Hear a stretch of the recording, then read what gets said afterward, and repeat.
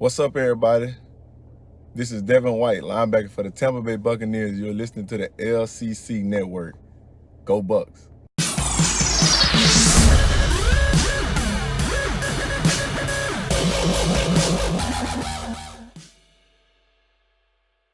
Hey everyone, welcome to the Commissioner's Clubhouse on the LCC Network for Week 3, Part 2 of the season. And we got another great show for you like always. And this week, you already know, we're breaking down the games, all 12 matchups, plus the game of the week. And like I mentioned in the previous one, we don't have Isaac for this episode, but Jameson, how's it going? I am here. I got some water, so take a break. My throat feels so much better. You might have noticed I was having a hard time communicating in the last episode, but I am feeling good. Yeah. So really, all we've got going on right now is game previews, guys. So I mean, we're gonna jump straight into it. Pat, anything you want to cover before we do this? Let's do it. All right, here we go.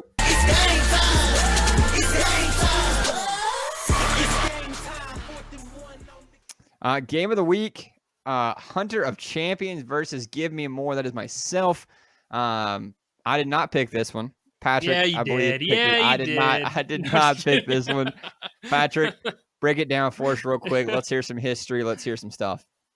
Yeah, so obviously you guys have never played each other before, but with that said, two of the more successful, I guess, I don't want to call it expansion teams, but I guess newer owners since the league, and since the league's inaugural season. I think you've missed the playoffs twice, Jameson. Hunter has never missed the playoffs. The only other person that can claim that who's joined the league since 2010 is Isaac. But Hunter's he's put up better numbers. I mean, you can talk about the top shot of this conference all you want, but at the end of the day, he has done a great, excellent job of not only building the team from the ground up in year one of his ownership, but sustaining that success every single year. I mean, he's consistent in the playoffs. Last year, he had a first round bye. I know he was a little bit disappointed in the way the season ended, but got to give it to him, man. He has done excellent. Jameson, what are your thoughts on the game? No, I'm excited. I think the reason this got game of the week in the offseason was Hunter and I were both the number one seeds last year. We both got bounced out early in the playoffs. We both, didn't have the metrics we wanted, I think, to sustain a long run. And I think it ended up showing once we got to the playoffs. But you're right. We are consistently, have I think had similar past the last 3 years since he entered the league. Not missed the playoffs at all. We have very similar roster construction for most of his time in the LCC. And I think they're two teams that pit very well together. The projections think the same. We're almost dead even in the projections. I've had a rough couple weeks.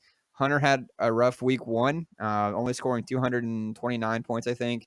That's how I was last week. So we've both seen some ups and downs so far this season, and we're both looking to get back on track. So I think it's going to be very close, way more comfortable than my blood pressure, I'm sure, wants it to be. But I think it's going to be a very, very good game. So I'm excited. I respect Hunter a lot, too. He's one of the owners I think that I look at, and I like how he built his team. I like how he kind of carries himself through everything. So I think there's a lot of mutual respect there back and forth. For sure. I mean, he's 20-6 in regular season play. He's 21-8 in just all-time wins and losses. Man, 10-2 last year. That's all I got to say. This year, I'm not saying he's going to go 10-2 again, but definitely a game I'd be worried about if I were you. Who do you have in this game? Man, I was hoping you wouldn't ask me this. So here's the situation. We all want to say we're unbeatable, we're unstoppable, blah, blah, blah, this and that. But, I'm also rational. I'm also metric driven. I'm also a fan of football. I feel like I know football. So I hate doing this, but I'm not insane. I mean, if I had to put money on it, I would probably lean towards Hunter until my defense gives me something, which they haven't so far. I don't feel crazy confident in them. I'm trying to make changes to it, but if I had to put money on it, I would say Hunter. But like I said, I think it's going to be very close. I think this is going to be probably my highest scoring game this week. I've got some really favorable matchups. So we'll see. It's going to be close. I think it's going to be close too. Here's the thing, as much as I love Hunter's team, I'm not crazy about his flex. Right now it's Mark Ingram, or sorry, one of his flex players is Mark Ingram. And the other guy is I saw to say it however you want, Jalen Smith or Matt Milano. I am guessing Jalen Smith is probably the LB one. Doesn't really matter though. I'm not excited about that, man. Mark Ingram is your number 2 flex player. I mean, he could go off against Kansas City. I think he's going to have a good game in order for them to keep up with Kansas City points. I'm gonna have to give it a Hunter too, man. Unfortunately, but what was all of that build up? That build up, and then you still picked Hunter. I know. what was that? Well, no, I mean, well, I mean, all right. Look at this. Oh man. I mean, you got Pat Mahomes going against Baltimore. He should have a great game, despite all the hype behind Baltimore's defense. Mike Evans hasn't improved anything. Adam Thielen hasn't improved anything. Von Miller, he's either getting you 0 or he's getting you 30. So it's somewhere in between that mix. No, 0 or 60. You don't have to tell me these things. I know these things. That's why I gave the edge to Hunter. It was just funny how you were like, oh, I don't know about this guy and this guy and this guy, but I'm still gonna pick Hunter. It's like it was just funny how it went. But no, yeah. But I think it's gonna be close. Like I said, that spread of 5 points, I'd take that. I would take a 5-point spread in this game. I mean, I think it's gonna be a pretty interesting one to watch. I know some people would say, well, James's team isn't producing the way, everyone thought it was. Why is this game of the week? I still think it still deserves to be game of the week, even though this thing was picked 6 months ago. The game of the week was. It's been a while, yeah. It's still definitely one of the premier matchups of this week, at least. That I'm excited about. I mean, there's been a lot of Go ahead. 2 number 1 seeds going at it in the playoffs. I mean, you guys could have easily met each other in Little Critter Bowl. In fact, Hunter was only 1 game away. He got to the Top Shot of semifinals, the Top Shot of finals, whichever way you want to look at it, the semifinals for the league, and lost to Cody. But other than that, he had a great year, and the year before that, he had a great year. So, yeah. And when's the last time you missed the playoffs, Jameson? 2015. 2015 was the last time I missed the playoffs. Oof. Yeah, I just saw that. You went 4-8. That wasn't pretty. I traded away. I was like 0-5 or something like that. And I traded away all my team. And then I won 4 of the next 7 games or something like that, which kind of pissed me off because I wanted to be at the top of the draft the next season after trading away all my team. And then I started winning all these games. But yeah. You were the epitome of tank for Tua, basically. I tried to tank. I couldn't even do that right. I tried to tank and screwed it up, which is ridiculous. All right, but yeah, we'll move on here. That's gonna be an exciting game. I'm excited to watch it. My blood pressure's gonna be through the roof, but it'll be fine. Mufali versus Eastside Brawlers, another huge game. We had a lot of good games this week. That's gonna be I think it's gonna be a shootout. Pat, tell us. I mean, have these guys ever matched up before? So obviously, listen to me, Billy, not Billy. Big Austin owner of We Back. This is the second year of the league. No. A ton. We're on. Sorry. We're one step up sorry. there. Yeah. Oh yeah. Sorry, I'm jumping ahead of myself. Sorry, I got to get back on track. Mufali, owner of Mufasa Moneymakers, playing against Eastside Brawlers. Yeah. Sorry, I'm trying to find it now. Dang it. I was right on the other game, and now I'm going to go backtrack up. They've never played each other. But again, 2 teams coming out of 2018, both playoff teams, both on the verge of having a good run. My dad was number 2 seed, got beat by Isaac in the divisional round. And Mufali, man, it just seems like last year, 2 years in a row, he was stuck in the toughest division in the league. It didn't help, for sure. I mean, and he'll tell you that. I mean, he had a rough matchup in the playoffs. It's going to be, if you look at the comparison, obviously Mufali's had the better team over the past 2 years, right? But I think going into this game, this is a very equal matchup. I mean, it's going to be a high-scoring game. In fact, the projections are indicating that 291 to 288 in favor of Eastside Brawlers. What do you think of that? I mean, that's pretty high for my fantasy league projections. It is very high, and Mufali's had high projections the last 2 weeks, and he's pretty much, reached those moments. So I'm going Mufali here in what I expect to be a pretty good game, but I want to give Mufali the edge by about 25 points. Oof. Oh, man. Yeah. Okay. Yep. Right now, I'm not sure if both owners are sticking to their lineups, but it looks like Eastside Brawlers is sticking to a 2 running back system with Austin Eckler and Nick Chubb. We'll see how that pans out. Nick Chubb's going against the Rams. I do not like that matchup. Austin Eckler should have a good game regardless. He's playing against the Texans. I'm going to, you know what? I'm going to go with the projections on this one. I'm going to go Eastside Brawlers by 10 points. I think Mufali's good, but we still haven't seen the Devin Bush that we've been waiting on, really. The explosiveness that a lot of us were talking about. Sure, week 1 was good, but week 2 against Seattle, I thought he'd have a better game. Now it's in San Francisco. I'm not a big fan of that matchup, and he's in his lineup. I'm going to give the slight edge to Eastside on this one. All right, cool. We'll speed up a little bit just for the sake of time. Charles and Big Oss in a game that I'm excited about now, but didn't think I would be before the season started. This should be pretty close, even though the projections right now are favoring Big Oss. But I think it's just because Charles doesn't have a quarterback in his lineup. So projected to be a very close game. Big Oss, we already talked about him possibly, being back, I guess. What do you make of this game? Well, right now, I mean, both these guys, their lineups are polar opposite. You got back going with a 2 running back lineup, and right now Charles presumably hasn't. Well, I guess he just cut his quarterback, but anyways, he's going with 3 receivers. I'm never a big fan of that. To me, that indicates you are very desperate, and Charles is desperate. He's starting out 0-2. Both of these teams have actually played each other once before in 2015. Both of their rookie year, and Charles ended up winning that game 162 to 132 in week 9. As we know, Austin went on to make the playoffs that year. Charles didn't. I think it's going to be close. I'm going to have to go, though, with the way the lineup is now, I'm going to have to give it a Big Oss. I don't see how going with a 3 receiver set in this league is ever going to win you that many games, especially when your receivers are Jarvis Landry, Sammy Watkins, and Mike Evans. The Mike Loch Ness Evans monster himself. Yeah, exactly. Mike Evans. I'm not excited about that, not at all. No, I'm gonna give it to Big Oss by 20. Yeah, I agree. Yep. I agree. That's about what I would do too.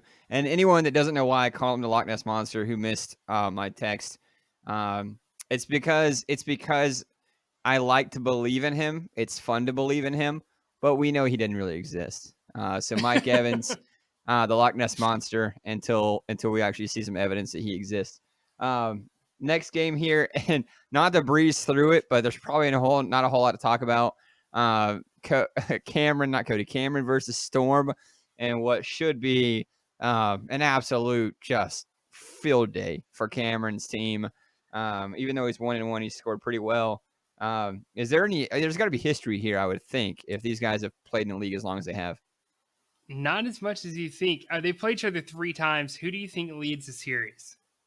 If you say Storm, I'm not going to let Cameron live it down. Well, it is in fact Storm. It is Storm. In fact, he owns the series 2-1, and the last time Cameron won was 2011, and Storm's first year in the league. Yeah. Oh. Yes. Last time they played, though, was 2013. So it has been a while, and that was week 10. Storm won 114-108 in a close game. In fact, the other game that Storm won was very close too, 77-67, and the first time Cameron put a beat down, 155-84. Now, with that said, Storm obviously owns a head-to-head record, but if you look at the accolades of Cameron versus Storms, it's not, you can't even compare them. It is like night and day, basically, when you look at these two guys and what they've done over the years. I'm going to have to go with you on this one too, man. I'm going to give it to Cameron. I just don't see how, with the way things are going for Storm right now, when James White is his RB1, that is his RB1 right now, going against the Jets. Oh man, go find you a running back, man. There's got to be someone better than him. Adrian Peterson Ronald Jones and Darius Geis, who's an injured reserve. Why is he even on his team right now? It's a typical Storm lineup.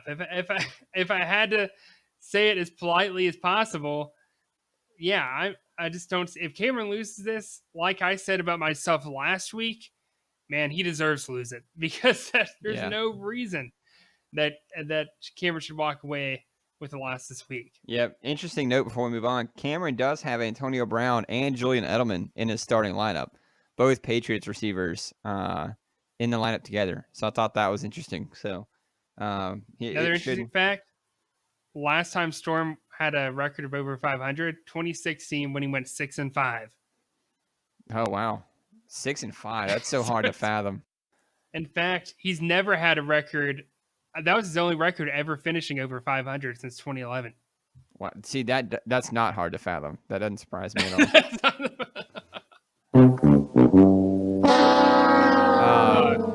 We'll move on here. Buck Your Mother, Isaac against you, Robeck Leprechauns. There's a lot of history. You guys play in the same division. A lot of close games. A lot of division titles settled in the last week of the season or so. So, I mean, do you want to run that by real quickly? Yeah, real quick. Series is actually tied 3-3 overall, but I did beat Isaac last week in our other fantasy league. I just got to throw that out there. I wish he was here because I know that'd piss him off, and I'd get to hear it. But yeah, last time we played, though, week 10 of last year, Isaac won 325-266. That was part of the reason why I didn't win our division last year, is that loss.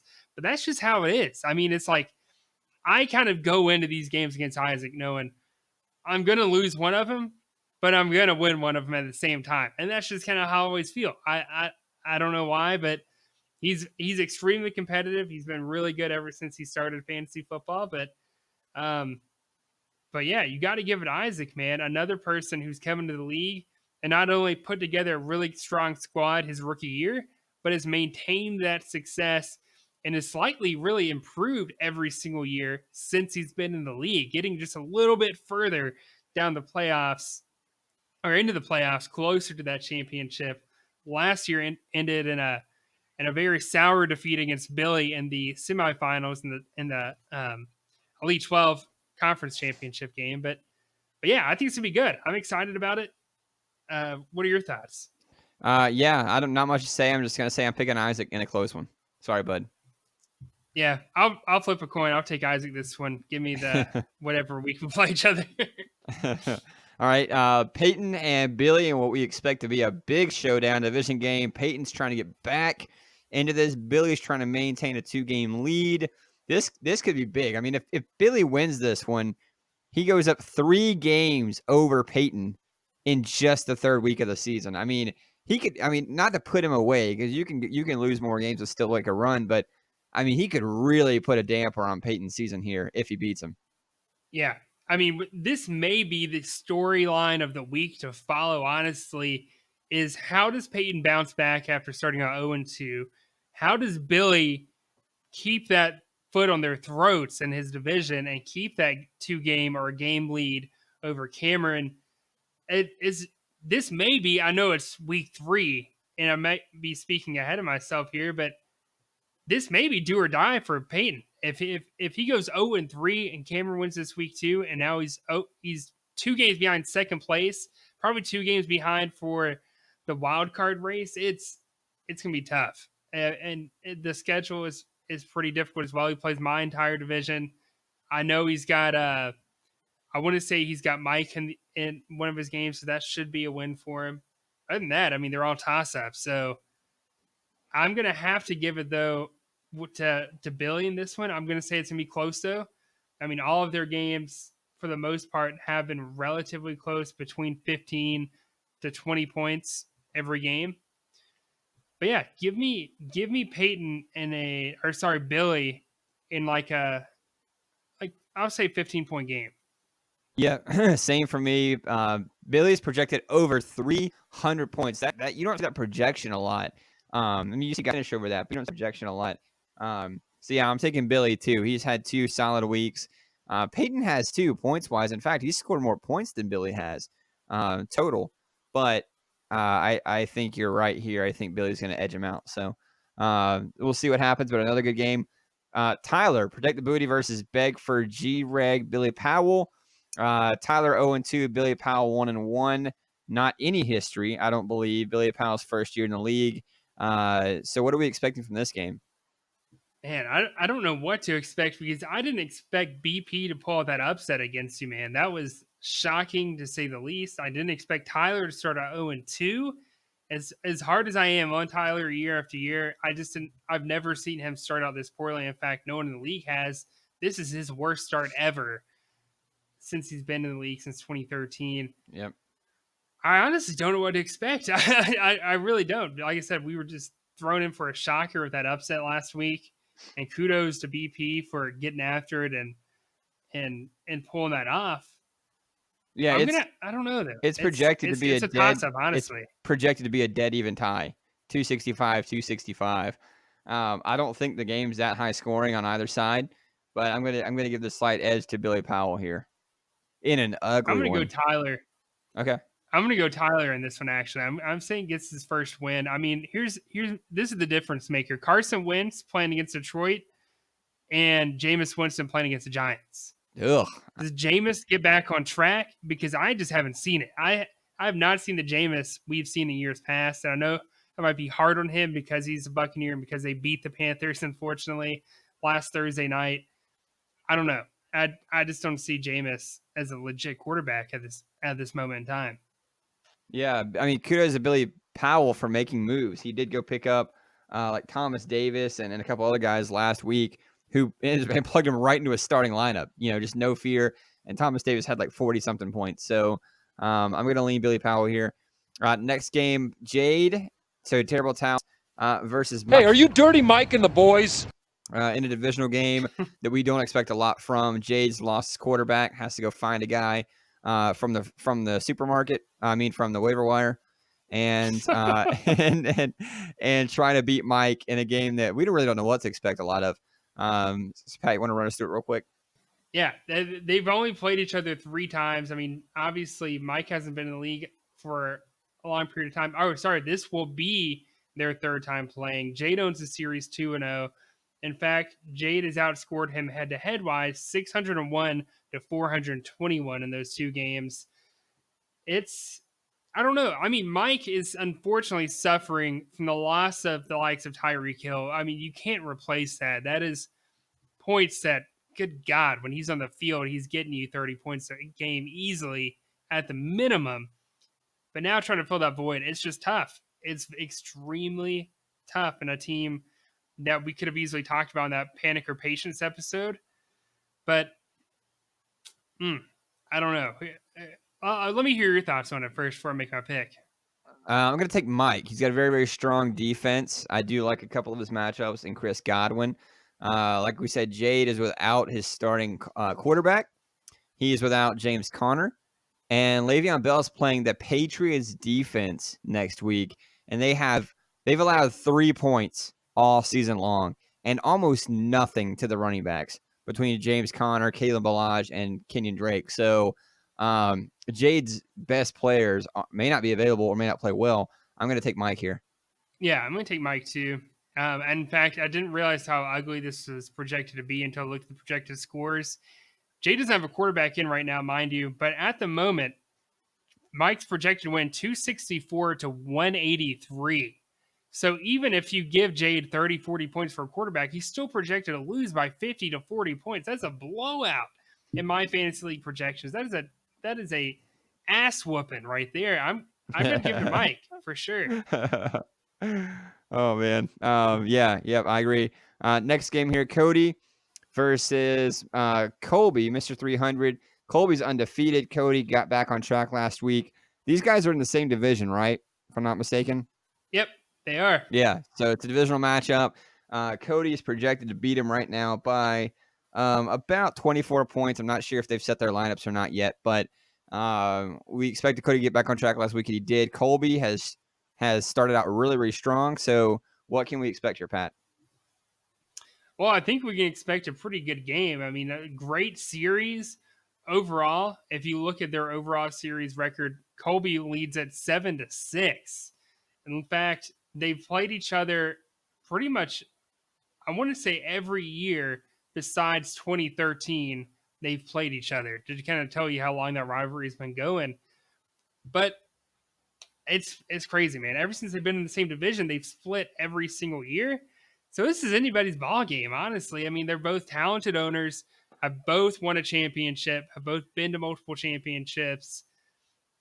Colby's one of those teams that's not too terribly far from getting into the Hall of Fame if he can get another championship under his belt. Cody's right there at the cusp of getting the Hall of Fame. This is another game that could have easily been picked for Game of the Week. A great divisional rivalry, one that could potentially decide the division. I don't know. I mean, if you think about it, Mr. 300 goes up 3-0 overall, and Cody goes 1-2. A 2-game Exactly. lead, and Cody's schedule is way harder than Colby's. And that was gonna be my biggest point too. Is if Colby beats him here, he does put a little bit of a barrier there between him and Cody. Now Cody has proven he doesn't have to win his division to win a title. But you always want to try to have that easier road in the playoffs if you can. Yeah, absolutely. So, who are you picking here? I don't right now. I mean, to tell you about the situation Cody's got, he's got James Conner, who's questionable at the moment. Josh Jacobs is questionable. Darius Leonard is questionable. Those are 3 studs that you never want hurt. I mean, I guess sure Xavier Woods is out for Colby, but big whoop-de-doo. I mean, he's got guys that he could easily plug in. Eric Hendricks has proved himself to be a pretty solid linebacker this year. I'm gonna have to. I can't believe I'm about to say this, but based off that alone, I'm going to give the slight edge to Mr. 300 and upset here. Yeah, I'm picking the upset too, in a very, very close one, but I'm not going to be surprised to see it go either way, honestly. Next game here, we've got Daquan against Jordan in a rivalry game. Both of these guys, I think Daquan scored more points this season, but both of these guys, a little bit of up and down. They're heading into this game, division rivals with expectations for the season. And we've seen a lot of how things turn out in the division come down to the last final week. So you want to win these games. If you're Jordan or Daquan, you want to win these games early. So Pat, briefly walk us through it. We do have to kind of speed up here a little bit. Yeah, so Jordan leads the series 10-3. So this is a rivalry game, but it is pretty lopsided. That's just crazy to think about. But yeah, another one that's ran pretty much all the way back to 2010. If you look at it, last year both of these teams split. Obviously, Daquan won the division, though. But before that, the last time Daquan beat Jordan, get this, week 1 of 2015. It has been a minute since Daquan had felt a victory against Jordan until last year. This is going to be a good one. I mean, another scenario where both teams are undefeated. This right here is going to put someone in a very nice spot going into week 4, getting through the first round of divisional matchups. Yeah, projected 283, 267 in Daquan's favor, but I'm going to give this one to Jordan. I'm gonna have to go against you, man. I'm gonna have to go. No, I'm just joking. I'm gonna go Jordan here. I like Pat Mahomes' matchup. I like Saquon's matchup. Le'Veon Bell's matchup sucks, but Jordan does have depth to replace that for sure. All right, and last one here, we've got Crazy Legs Matt versus Michael. If you want to crown them, then crown their.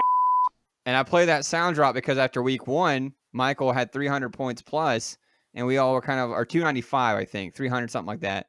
And we were all kind of like, wow, where is he? And then 236 in week 2. So Michael is who we thought he was. That might be a little aggressive. I'm just kidding. But he did kind of come back down to earth in week 2. Playing against Matt, who has started off very strong. I think Matt goes 3-0 here. I could definitely see that, man. I mean, Matt's, like I said, we didn't expect this kind of start from Matt. Although Michael, like I said earlier, isn't that far from really having a pretty solid team. Christian McCaffrey does worry me without possibly Cam Newton. I'm going to have to give the edge to Matt there. I'm saying Matt gets a 3-0 start. The first time he's ever started out 3-0, and that's great. That is great. Again, when you got a guy like Hunter in division, you want every single win you can get.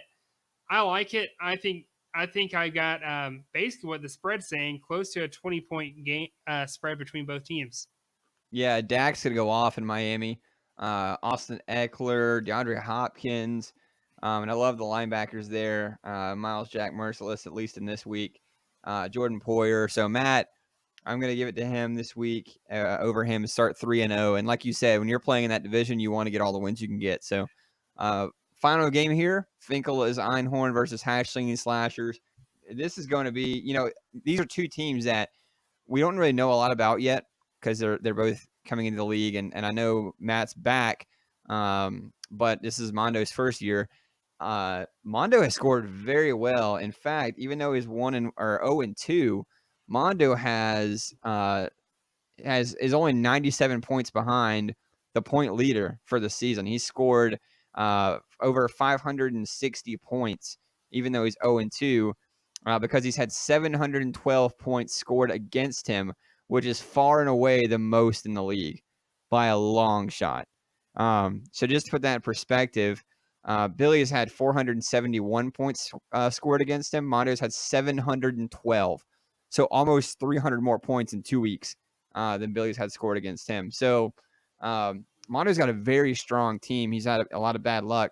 I think he runs over Matt in week 3. Yeah. Or Matt for you. I wouldn't say run over, because Watchhorn has proved that he can score the big boy points. But I do think Hashling Slashers wins this one, and probably like a 15-point game. I think it's gonna be great. I think it's gonna be like 40. I think it's greater than that. Whew. Yeah, I don't know if that was a fluke from Finkel. I mean, we'll see. But Mondo's done it 2 weeks in a row. He's had the most points scored against him by a long shot, but he has done very well for his first 2 weeks. I'm saying this assuming he's learned his lesson to not start 2 defensive linemen. I mean, I hope he's learned his lesson there. If he does, I think it's a close game. If not, you're probably right. It may end up being a bloodbath for sure. A bloodbath. Not the first time you've used that on this show. It's not. All right, guys. Well, we're done. Sorry, we went over a little bit. We'll make sure we keep it condensed moving forward. Pat, any final words before we sign off? No, best of luck to everyone. Oh, and the voting's done, by the way, for that last Hall of Fame spot. I'll release that in the group chat, though. So you'll probably see that before you ever hear this. Cool. Sorry for my voice, my throat. I had to pass a lot off this evening, but we'll get better at it next week. All right, guys. With that, we're out. Good luck in week 3, and I'm excited to get back for week 4. Bye.